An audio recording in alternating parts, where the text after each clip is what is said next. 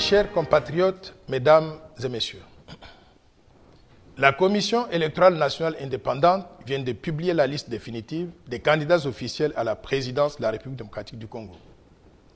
Au total, 21 candidats vont se disputer le fauteuil présidentiel lors des élections du 23 décembre 2018. Je m'appelle Dr Noël Tchang-Mwadianvita. Je suis candidat numéro 15. Chers compatriotes, mesdames et messieurs, quel est le sens réel de ma candidature à la présidence de la République démocratique du Congo? Nous voulons tourner la page de rébellions meurtrières, des massacres des innocents, de la corruption endémique, des détournements des fonds publics, de la prédation des ressources naturelles, du tribalisme, du mépris des Congolais par les gouvernants, de l'humiliation du peuple congolais, de la traîtrise du pays par les politiciens, de la déprévation de mœurs et aussi de la mainmise des étrangers sur les Congolais devenus littéralement des esclaves dans leur propre pays. Nous voulons passer du système actuel de mauvaise gouvernance qui nous a tous appauvris à un système de bonne gouvernance et de méritocratie où toutes les Congolaises et tous les Congolais ont une chance égale de s'épanouir dans notre société et dans notre pays.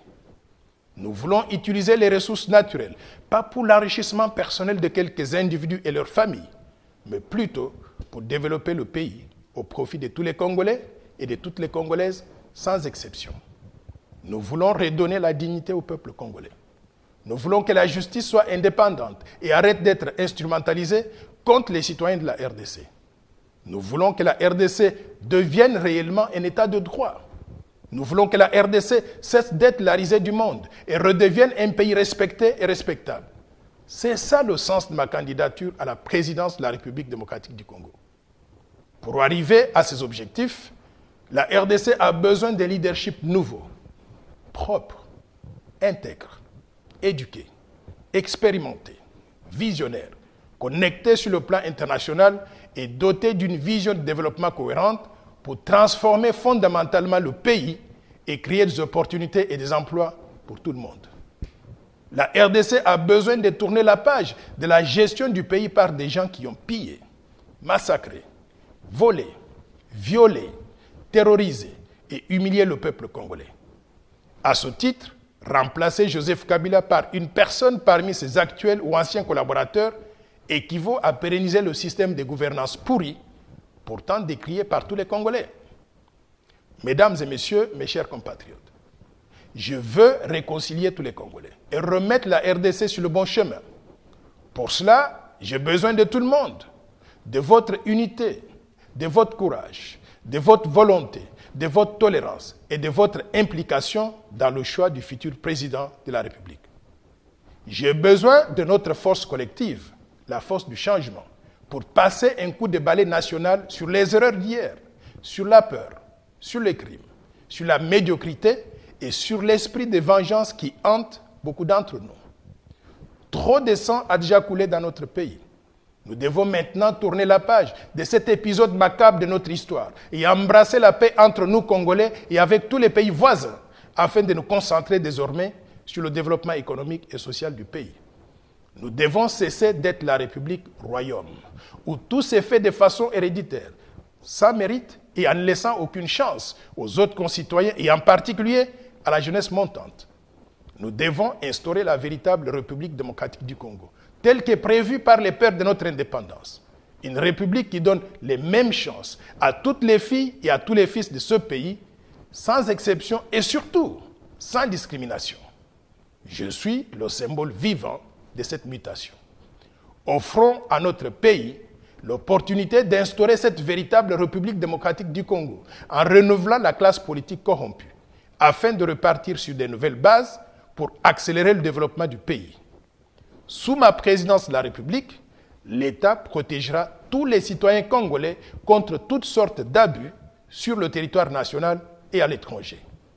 Il est temps que la RDC retourne à la vie normale d'une nation moderne. Il nous faut retrouver la fierté d'être Congolais et la sagesse de nos ancêtres. Nous devons honorer la mémoire de Patrice Emery Lumumba, Kim Pavita,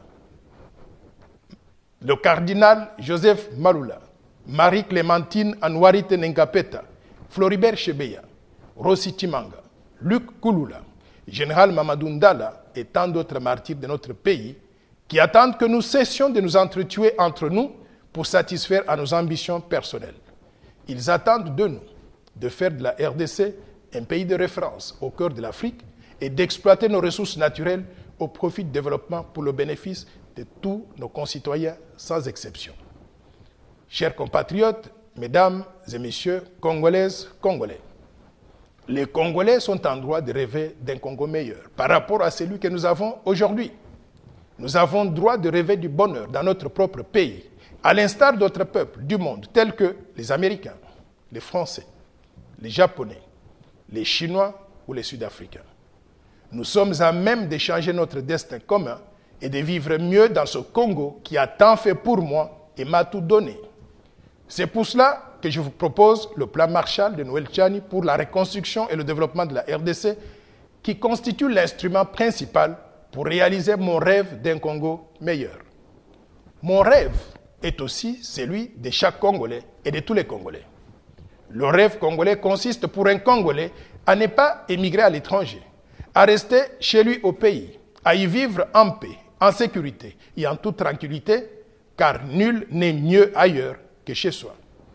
Le rêve pour la jeunesse congolaise est d'étudier au Congo dans de bonnes conditions pour acquérir des connaissances permettant d'être compétitif par rapport aux autres citoyens du monde devenus aujourd'hui un village planétaire. Le rêve est d'avoir des soins médicaux de haute qualité en RDC et de vivre mieux et le plus longtemps possible. Le rêve congolais est de trouver du travail bien rémunéré en RDC, après avoir terminé ses études, et de s'acheter une maison et une voiture avec son salaire gagné à la sueur de son front. Le rêve est de rouler dans sa voiture sur des autoroutes allant de Boma à Nganajika, de Sakania à Zongo, de Lissala à Beni, de Goma à Kikwit, de Lubumbashi à Kinshasa, ou de chez soi à n'importe quel coin de la République démocratique du Congo. Le rêve congolais est de manger à sa faim et de nourrir et habiller sa famille dignement, d'acheter des produits fabriqués en RDC sur base des matières premières congolaises. Le rêve, notre rêve, est de restaurer l'intégrité territoriale, l'état de droit et la justice de manière à vivre en toute sécurité n'importe où dans le pays, sous la protection d'une police, d'une armée et des services de sécurité dans lesquels les citoyens congolais ont confiance. Le rêve est pour les Congolais de marcher avec sa tête haute, sans avoir honte de ce que fait son gouvernement. Le rêve congolais est que la RDC cesse d'être la république des filles et des fils à papa, où l'ascension sociale se fait sans mérite et de façon héréditaire. Le rêve est que notre pays redevienne la République démocratique du Congo, où la promotion sociale est basée sur la méritocratie et où tout le monde a une chance égale de s'épanouir dans la société. Et finalement, le rêve congolais est que la RDC retrouve sa dignité, sa respectabilité et ses lettres de noblesse. Notre rêve commun en tant que Congolais est de créer au cœur de l'Afrique un pays plus stable, plus prospère, plus équitable, plus beau et plus fort qu'avant. Chers compatriotes, mesdames et messieurs, je veux être votre président de la République pour réaliser avec vous notre rêve commun, le rêve congolais.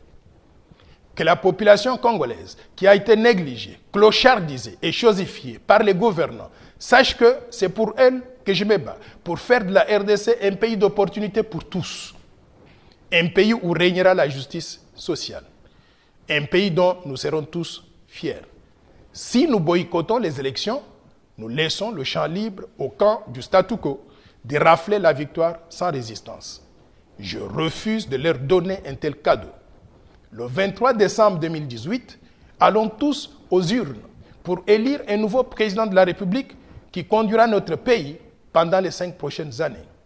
Ne votons pas aveuglément pour les mêmes corrompus et prédateurs qui ont plongé notre pays dans la situation catastrophique actuelle. Ne votons pas par fanatisme aveugle ou tribalisme rétrograde. Ne votons pas pour les criminels qui n'ont pas protégé nos compatriotes et les ont tués et enterrés sans pitié dans des fosses communes, comme des animaux. Ne votons pas pour le populisme irrationnel et inexpérimenté qui ne va pas résoudre nos problèmes car la présidence de la République n'est pas un lieu de stage où l'on va pour apprendre à travailler. Votons pour sanctionner sévèrement les politiciens mauvais gestionnaires qui ont détruit notre pays. Votons pour renouveler la classe politique, car celle que nous avons aujourd'hui, elle est la source de nos malheurs. À la présidence de la République, votons pour un homme nouveau, qui n'a jamais trempé dans la gestion calamiteuse du pays et peut régler nos problèmes économiques, sociaux, humanitaires, sécuritaires et infrastructurels. Votons pour un homme qui peut nous amener dans une ère nouvelle, avec une bouffée d'oxygène frais dans la gouvernance du pays. Avec la force du changement qui m'anime et que je préside, je me sens très capable de répondre à ces défis et amener notre pays dans un développement accéléré et spectaculaire dont le succès va surprendre le monde entier. Sous ma présidence de la République, la RDC retrouvera ses lettres de noblesse et son statut naturel de géant et de leader en Afrique. Sous mon leadership, la RDC redeviendra le moteur de l'économie en Afrique centrale et sur le continent. Mais je ne pourrai pas réussir tout seul. J'ai besoin de vous tous, mes compatriotes, de l'intérieur et de la diaspora. Mettez-moi au palais de la nation et j'utiliserai toute mon énergie, toute ma force, tous mes contacts, toute mon expertise et toute mon intelligence pour mobiliser les ressources humaines et financières disponibles afin d'accélérer le développement de la RDC au profit de toutes les Congolaises et de tous les Congolais sans exception. Et surtout, au profit de la jeunesse. En nous mettant ensemble, nous réaliserons notre rêve commun, car l'impossible n'est pas congolais. Que Dieu Tout-Puissant, le Miséricordieux, bénisse la République démocratique du Congo et le vaillant peuple congolais. Je vous remercie.